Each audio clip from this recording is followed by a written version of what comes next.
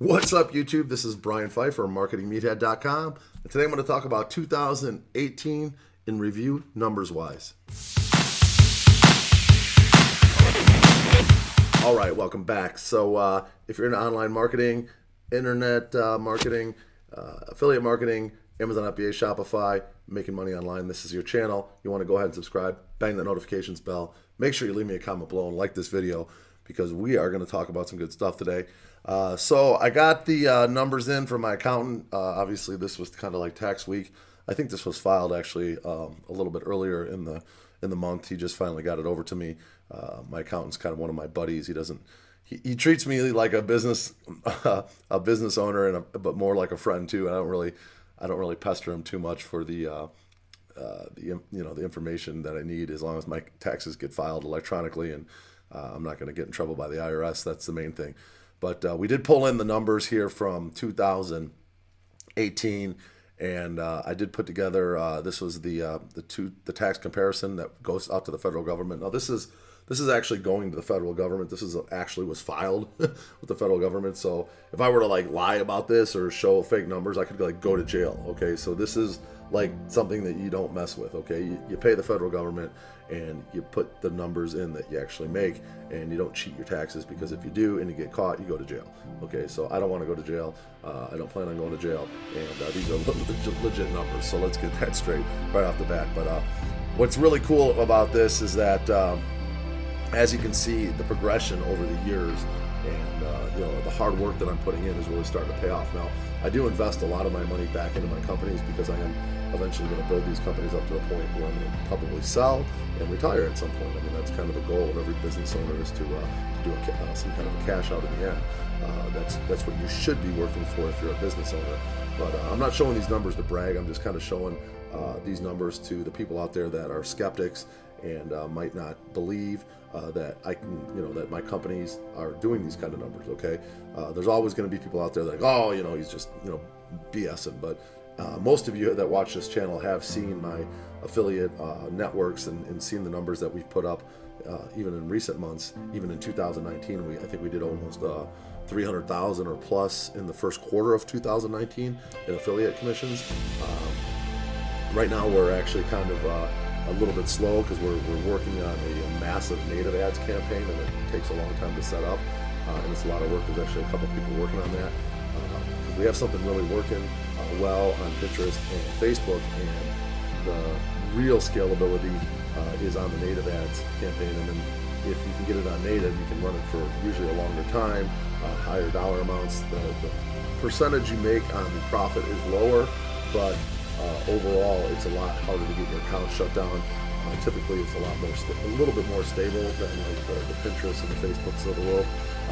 So that's what we're working on right now. So we're kind of in a little bit of a transition period from what we were running. We're still running like the same offers and the exact same like creatives and all that stuff, but just on a different network, because we're trying to transition into something a little bit more stable that we can kind of build like a real business on. So that's what we're working on. Yeah. If it works, it works. If not, we can just go back to what we were doing before, because it was making money. But let's talk a little bit about how we went from 737,000 in 2016 to $1 million last year overall to 1.560,878 million in 2018. Just for full transparency, I have a couple of businesses kind of worked into that number, and probably about 500,000 of that is my Vegas VIP hosting business, which is a very lucrative cash cow type of business. But it's hard work. I mean, this time of year we're busy. I'm working a lot of hours. I work every weekend pretty much, which kind of sucks. Most people get weekends off. I don't. So there's advantages and disadvantages to every business. Unfortunately, I was talking to a guy the other day. He used to work with me in the bar industry in Chicago, and he's driving like Lyfts and Ubers right now, and he's like, I think he's in his like late 30s or early 40s, and I kind of feel for the guy. It's like, he's really got nothing going. I mean, like right now I'm building up assets like every day. Like I try to do a little bit more. I call it the 1% rule. Like 1% more to build my business up a little bit more every single day. So if I can add like a 0.5% or 1% to improve my business every single day that I'm alive, that eventually is going to be something that I can sell, and all that hard work I put in is going to be a sellable asset. Not like working for somebody else where you put in all that hard work and you're building up their asset. Okay, I'm building up my asset. So keep that in mind as you're starting to build your businesses. Start working on businesses that you can actually build assets with, and that asset can be sellable at some point. Okay, whether it be a database, whether it be a website that gets traffic, brand. A brand is a good one. I'm working on building up like 3 brands. I plan on putting together an e-com brand in the second half of 2016, or 2019, and I want to get that brand up on Shopify. I want to get it up on Amazon. I got a couple good ideas for brands, but I got to do a little bit more research to see if it's a viable niche to get into. The fact that I have a Bachelor and Bachelorette party company in Las Vegas, I'm trying to leverage that traffic that I already have and email lists and the databases to potentially help launch a product maybe in that niche. Just kind of makes sense for the traffic that I already have. So leave a comment below if you think that's a good idea or not. I feel like it is because I already got traffic, so why not use that traffic to at least kickstart a project up and get some sales going, like on Amazon, for example, and get some reviews going. So that's kind of what I'm thinking. But as far as this video here on a Friday, I'm letting this go. Going into the summer months here, it's going to get harder and harder for people to want to work on the weekends. But in order to get to these kind of numbers, to go from the 700,000 range to doubling 2 years later, you really got to put in a lot of work. I mean, I'm not going to sit here and sugarcoat it that this was easy to get to, because it's not. It's not easy to get to. This 1.5 million. I'm not a one-man show, but right now I have a full-time VP of sales. I have myself. I have Ross is one of my media buyers. I have Max, that's one of my media buyers, but he's kind of taking a break right now. I have my SEO, and then I have my full-time VA.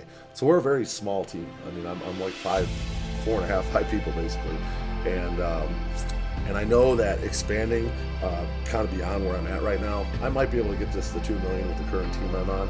But if I want to get to like say a $10 million company, I'm going to definitely have to add people. There's no way I can continue to work at the pace that I've been working at, working these late hours. Right now it is 4:15 a.m. And I'm filming this video for release tomorrow. And I've already put in like a good 16 and a half hours today, and I'm drinking a coffee so I can, after this video, I can go and finish I'm still working on putting together a webinar for the course I'm getting ready to launch. So I'll probably have about 17 and a half, 18 hours today in the office. I ran out to the gym for a little bit and did a quick workout, but I was still working on my phone, doing stuff while I was at the gym. So it was, you can call it a break if you want, but I was still getting stuff done. I was listening to YouTube videos and whatnot. So that's the kind of dedication that I have, and it really comes down to I like the word determination. And I think that a lot of people they get determined, they have this gung-ho type attitude, like I'm going to go out and make it happen, I'm going to do it. And then when it comes down to putting in the work and sacrificing, like pretty much every weeknight, I don't do anything. I don't go on dates. I don't go out to dinners. I buy all my food on Monday. I'm good for the whole weekend. I'm out on the weekends. I get to enjoy hanging out with friends and pretty girls and good DJs and stuff on the weekends, because that's part of my job, which is kind of cool. I actually have a job that I can actually go out on the weekends and get paid and enjoy my weekends. So it's kind of like a nice release. But when it comes back to getting into gear on Sunday, typically I get in the office and I'll end up putting in like 15, 16 hours a day on Sunday, Monday, Tuesday, Wednesday, Thursday. I'm usually working about half the day. The other half the day I'm dealing with stuff for the Vegas business. Friday, I do a little bit of work throughout the day, but it's mostly Vegas business. Saturday's Vegas business, and then Sunday's back to the grind, working on the YouTube channel, working on the blog, working on the product, working on the affiliate marketing campaigns, running traffic to different campaigns and whatnot. So that just gives you an idea of kind of my workload, but it is what it is. Right now I'm still learning Amazon. I have 3 products up on Amazon right now. I had a Shopify store I was making money with, and I stopped that because of the Chinese New Year, messed everything up, and the customer service was a freaking nightmare. So I haven't kicked that back in, but I will. I'm going to kick that back in. But I think this time I'm going to kick it back in more with the niche and try to build a brand later after I get my actual info product launch for the affiliate marketing stuff. I want to get that launched, get it up and running, and then I'm going to focus in on getting a brand end up on Amazon, Shopify store, and kind of related to hopefully my whole business, and build up another asset. But over time, I want to build up a brand name, and when I go to sell the one business, it could be a nice side business to sell with it, or I could separate them and sell them as two separate businesses, whatever. But at the end of the day, the whole goal of this video is to show the progression of the last 3 years and how I've gone from basically doubled in the last 2 years. And am I going to double again this year? I don't know. We'll see. If I keep on the pace that I'm on, I would expect that this year I should be at around $2 million. Okay, I don't know. I haven't really looked at my numbers yet for this year, but I'm sure I'm on pace to do somewhere in that neighborhood. And again, I'm going to get to that point where, though, I can't keep working at the level. There's only so many hours in the day. I'm going to have to start hiring more people to go up to another level. So keep that in mind as you start to grow. I have, for example, 80 hours I can work maybe a week, or 90 if you want to say I work 90 hours, whatever. But if I add another person, that's another 40 or 45 hours that I have. So now I have 135 hours. But obviously you got to train that person. You got to make sure they have stuff that they can do to be useful to your company. You don't want to be like paying someone like X amount per hour or on some kind of a salary, and then they're just basically a drain of your money and your cash. You want them to be adding value, and so you can be doing things that are making you even more money. That's the whole idea when you hire someone. You don't want to bring somebody on that's going to be a cash drain unless you just have so much administrative tasks that are sucking up all your time that you really just need to get those off your plate. That's a little bit different story. But you typically want to bring someone on that is going to add value to your company. So if you're paying that person, say, $500 a week, they're allowing you to either make more than $500 a week, or they're helping you make more than $500 a week. That's how you want to hire someone. Okay, so when you're in the situation where you're able to like kind of just tell them what to do, they do it, and you make more money. That's kind of the situation you want to be in before you bring somebody on. So that's kind of what I'm going to be working on toward the rest of this year, is just getting as good on Amazon, good on Shopify and e-com products as I possibly can be. So when I bring someone on, I don't need to sit there and I don't need to sit there and babysit. I'm going to just tell them, like, you got to do this, you got to do this, you got to do this, and they just do it. And they kind of act like a robot and do what I tell them, because I know what to do exactly. I know how to run the traffic. I know how to pick the products. I know how to, order the stuff from China. All that stuff you become good at over time. Like, I'm getting better and better at it every day. So, eventually when I hire someone, it's like, okay, they're not going to know what to do, but I know exactly what to do, so I can just tell them what to do. And then when they get good at it after they do it for a couple times, then they're going to start adding value to your company. So that's kind of I guess it's more of a motivational rant. Today's more of a motivational type of video, kind of just freestyling it. I just wanted to show you guys what I've done. One thing I did want to add to the 2018 numbers here too, that 1.56, I didn't sell any courses in the course of 2018. I did not sell a single course product. I think in total affiliate commissions, I made about $500 off a course I sold for Sean Cannell. I sold one, and then I've got some affiliate commissions that came in off like Follow Adder and Page 105. Maybe it was closer to like $600, $700 total in like affiliate commissions from my YouTube channel and all these videos I've done. So that is an insignificant amount of money on that 1.5. It was all from my Vegas business. Was about, like I said, about half of that, about $500,000, and then the other $1 million was all running affiliate offers, buying traffic, converting them to affiliate offers, about as legit as you can get.